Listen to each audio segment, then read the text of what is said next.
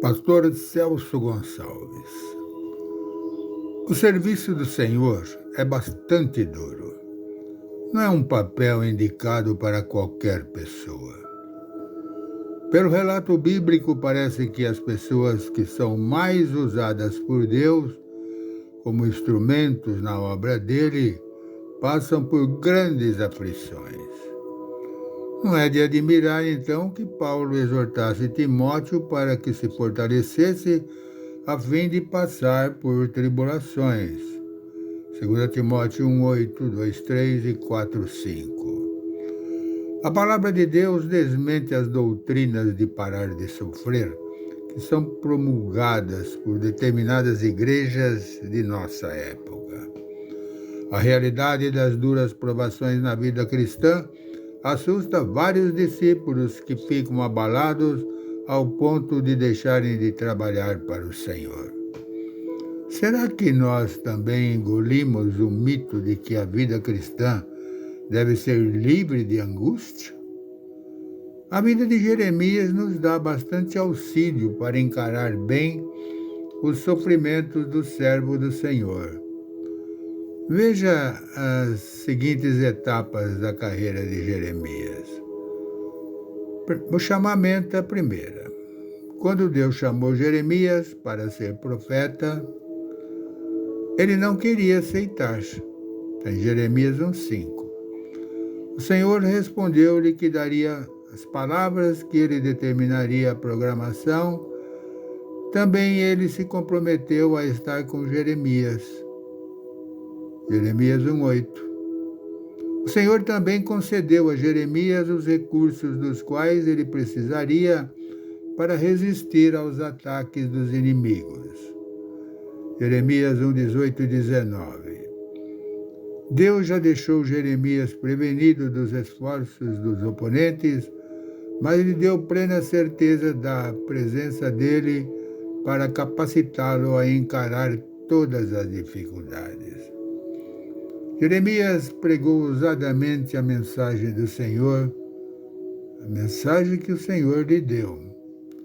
Ele expôs a infidelidade e a insensatez do povo de Judá por ter abandonado a única fonte do bem e por ter corrido atrás dos ídolos vazios. A pregação corajosa da palavra do Senhor por Jeremias irritou muita gente que não queria que seus pecados fossem expostos e condenados. Todos nós temos tendência para esconder os pecados. A pregação da palavra de Deus raramente conduz à popularidade. O tom de autoridade é desgostoso para o homem rebelde. As pessoas que ficam ressentidas com a mensagem perturbadora geralmente recorrem a medidas ou para calar o mensageiro ou para acabar com ele. E não era diferente com Jeremias. O Senhor revelou para Jeremias que os homens estavam tramando para matá-lo. Estes homens incluíram o pessoal da própria cidade dele. Anatote. Veja, Jeremias 11:18 e 23. Jeremias não entendeu a razão pela qual o Senhor deixou o caminho dos ímpios prosperar. Ele queria saber até quando a terra iria sofrer por causa da perversidade deles, que Deus estava aparentemente tolerando. Era especialmente difícil para os santos do Velho Testamento, porque não tinham nítida visão da vida eterna.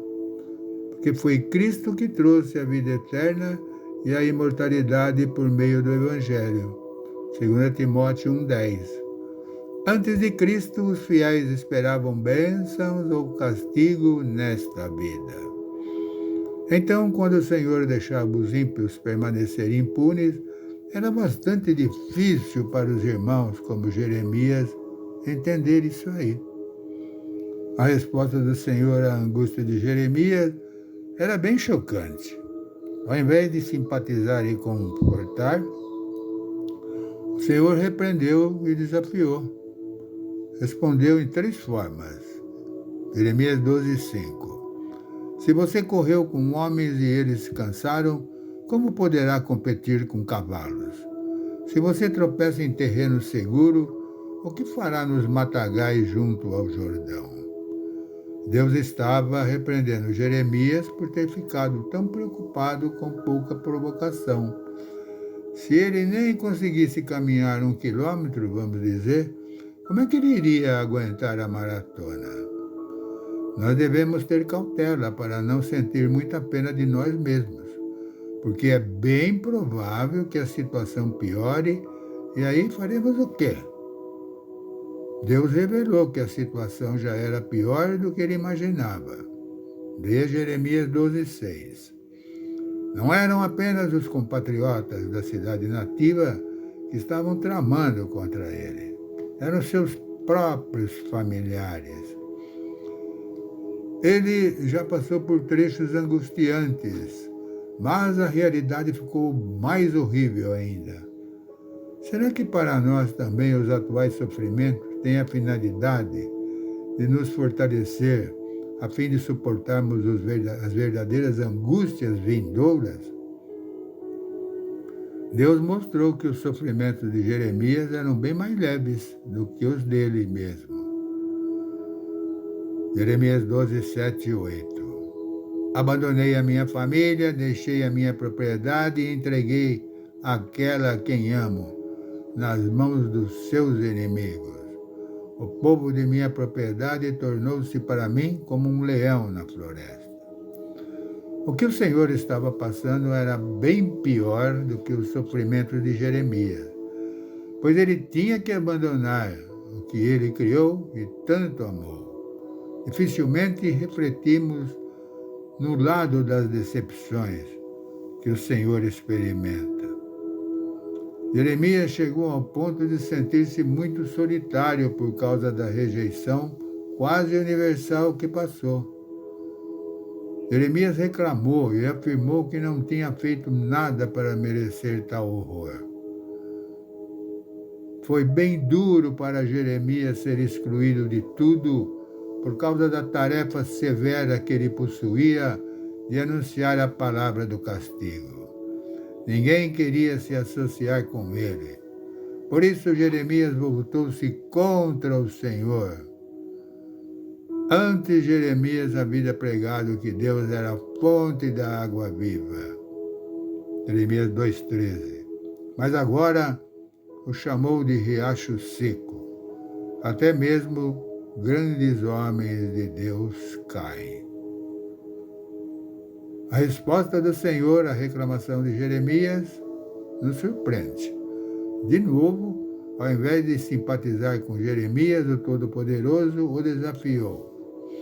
Se você se arrepender, eu o restaurarei para que possa me servir. Se você disser palavras de valor e não indignas, será o meu porta-voz.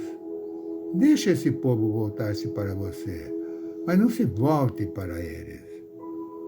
O profeta havia fracassado e a solução era que ele se arrependesse da sua autocompaixão, rebelde, e voltasse para o Senhor.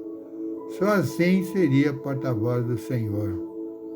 Desde que ele já era o porta-voz do Senhor, ele estava, esta promessa, ao se arrepender, ele se tornaria o porta-voz. Por quê? Porque significa que estas queixas contra o Senhor já havia tirado dele esta função.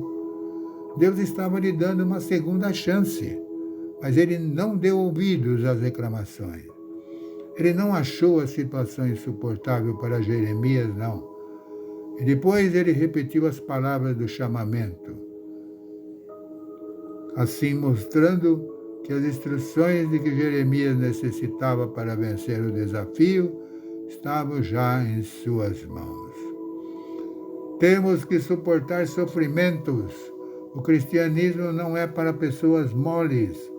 Somente pessoas com coragem e determinação resoluta terão a força necessária para prosseguir neste caminho.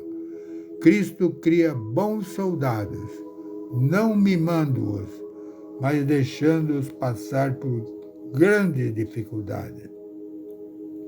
A preparação militar ou até mesmo treino esportivo é duro. Nenhum general orienta suas tropas dando-lhe o máximo de conforto e descanso. Nenhum técnico fortalece seus atletas sem dor e suor. Do mesmo jeito, podemos nos preparar para passar por momentos duros na vida cristã, porque o Senhor quer que fiquemos fortes e firmes. Talvez nós já imaginamos que a vida é bem difícil, mas estas dificuldades podem ser designadas meramente como entradas, verdadeiras provações do futuro. Se já nos rendemos, como é que superaremos os desafios maiores? O projeto do Senhor não é o que paramos de sofrer nesta terra, mas que as angústias fortaleçam nossa fé, ao ponto que fica muito mais valiosa do que o ouro que perece, mesmo que refinado pelo fogo. Não importa a dureza dos momentos aqui, são leves, momentâneos, em comparação com a glória eterna que pesa mais do que todos eles. 2 Coríntios 4,17. Que aprendamos com Jeremias a suportar sofrimentos sem queixa e sem autocompaixão. Amém? Obrigado, Pai. Realmente, nada de autocompaixão. Nós, às vezes, queremos tudo, queremos ser bonzinhos demais, mas nós não trabalhamos da maneira como o Senhor determina. Ajude-nos a entender isso, Pai. Eu oro em nome de Jesus. Amém.